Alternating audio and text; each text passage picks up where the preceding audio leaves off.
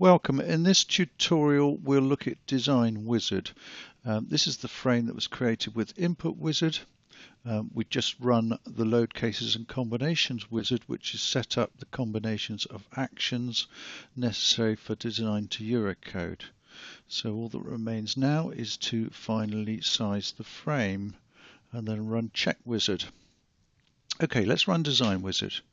On the File menu, Quikport's Wizards, Design. We're going to design in accordance with Eurocode 3. Next. Now this is a list of the selected ultimate limit states. Design Wizard will work looking at all these ultimate limit states in order to check the sections for capacity, stability, etc. Click Next.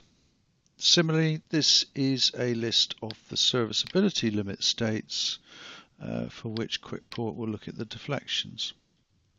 Next.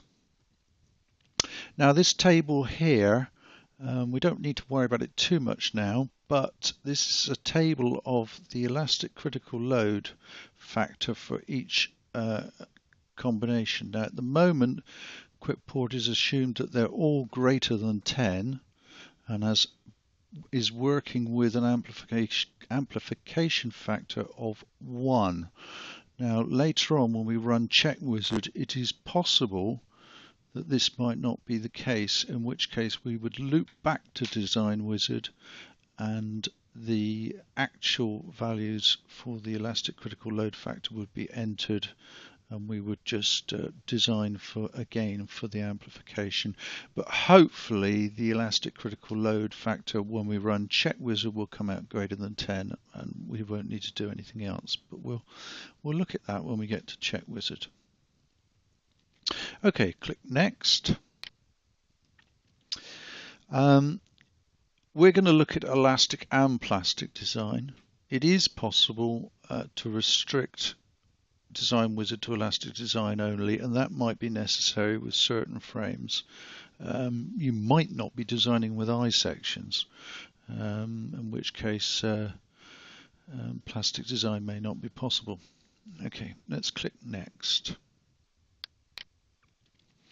Okay, this is the basic section types for the frame. We've got the columns, the sections groups, and the rafters. Now I'm going to make them all UKB or UB, grade 355. It seems to be the norm now that steel is 355. I'm going to apply that to all groups. So basically that's telling Design Wizard that it can select from the tables of UKBs and UBs and use grade 355 steel for both column and rafter. Next. Use the currently selected sections or start over. Well, we've got no sections, so select new. Next. Okay, Quikport's used a linear optimization minimum weight design to assign an initial column and rafter section. So let's click Next. And now what it's doing is it's checking those sections for capacity and stability, and it's doing that. It'll first look at a linear elastic analysis and then an elastic plastic, and then it does an awful lot in that form, trying to get the frame to work for the various geometries. In this instance we can see there's 4 deflection failures and there's about 14 stability failures, and that's working across all the combinations, of course. Okay. So we can see that the column has failed. So what we do is we select the column. We can see it red in this diagram here. And if we scroll down here, we can see, let's have a look. I'm just trying to select a column. I think actually we would try that one. And for the rafter, what have we got here? Scroll down. 406 1 is the first one to show past. It's 406 140 39. So let's recheck. and have a look and see what we've got. Well, the rafters failed. I don't think it took my new size.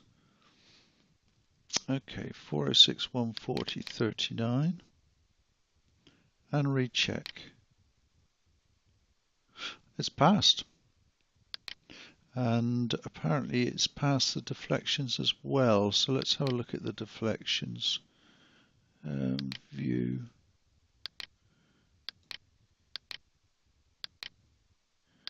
I'm slightly surprised it's passed so easily, but it's passed, so that's good. Because one of the things about Eurocode design, it produces lighter frames. We've also moved to 355 steel, so deflections are more of an issue, which is why I didn't immediately jump for the smallest section.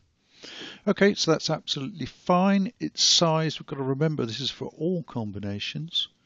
I'm just checking the flange widths. It's quite reasonable. Yes, click next. Click next.